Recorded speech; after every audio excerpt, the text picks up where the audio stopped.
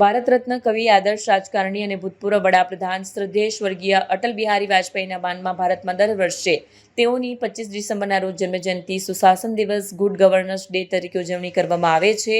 સુરત મહાનગરપાલિકા દ્વારા સ્વર્ગીય અટલ બિહારી વાજપેયીની સ્મૃતિ શહેરીજનો માટે કાયમી બની રહે તે અર્થે તેમના જીવન ચરિત્ર પર આધારિત પ્રદર્શન તારીખ 25 ડિસેમ્બર 2025ના રોજ ચોક સ્થિત ઐતિહાસિક કિલ્લાના સંકુલમાં આવેલ આર્ટ ગેલેરી કમ એક્ઝિબિશન હોલ ખાતે આયોજન કરાયું હતું. કાર્યક્રમમાં માન્ય કેન્દ્રીય મંત્રી જળશક્તિ મંત્રાલય ભારત સરકાર CR પાટીલ અને અન્ય મહાનુભાવો ઉપસ્થિત રહ્યા હતા.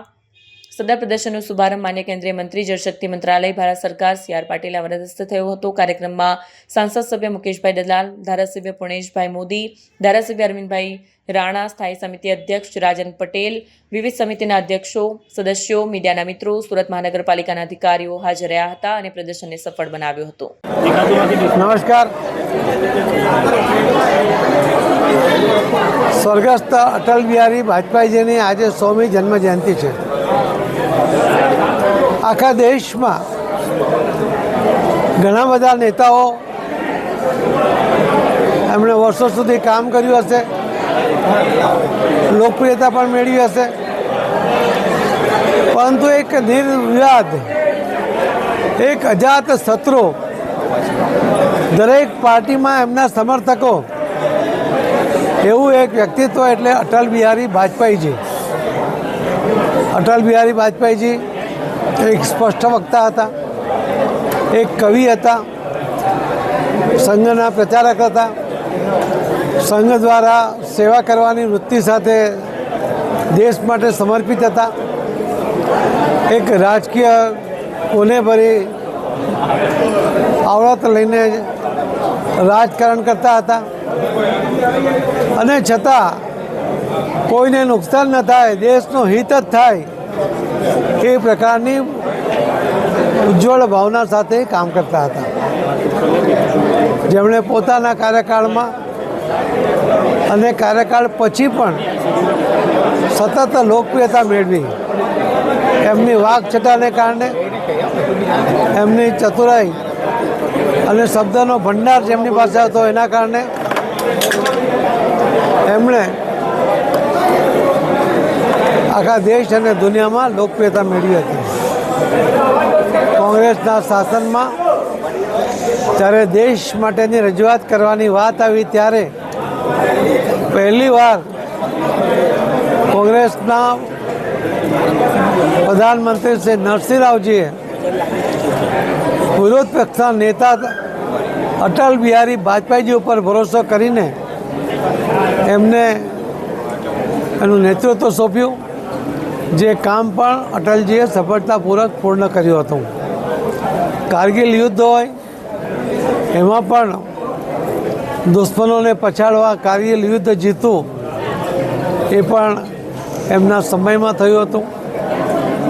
જે રીતે એમના વિશ્વાસને ઠેસ પહોંચાડી તેના કારણે દુઃખી પણ હતા, પરંતુ મક્કમ નિર્ણય લેતી વખતે પણ એમણે પાછી પાની કરી નથી. અણુ પરીક્ષણ વખતે પણ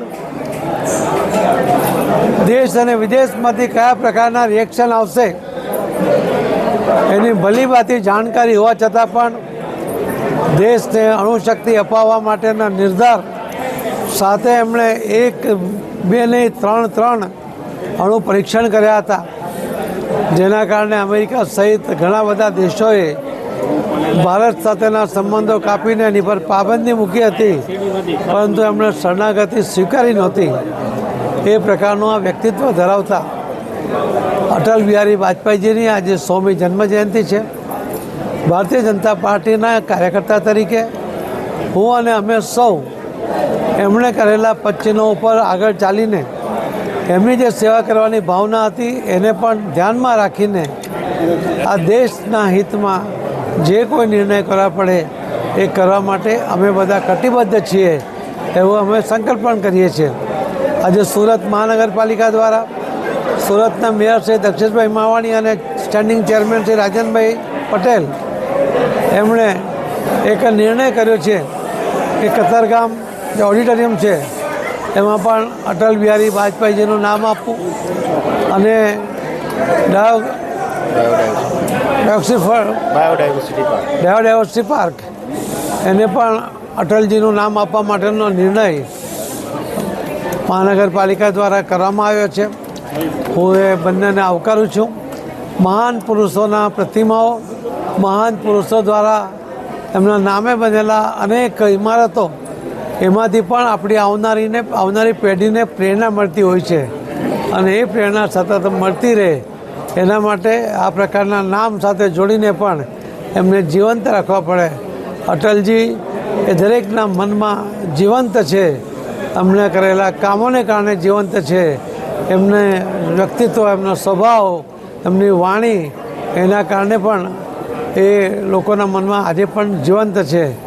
એવા વ્યક્તિનો આજે 100મી જન્મજયંતિ નિમિત્તે અમે સૌ એમને આજે સવારે અહીં એમનો જે ફોટોની પ્રદર્શની રાખી હતી એ કાર્યક્રમ કરીએ છીએ. સાંજે પણ અમે કાર્યક્રમ કરીએ છીએ.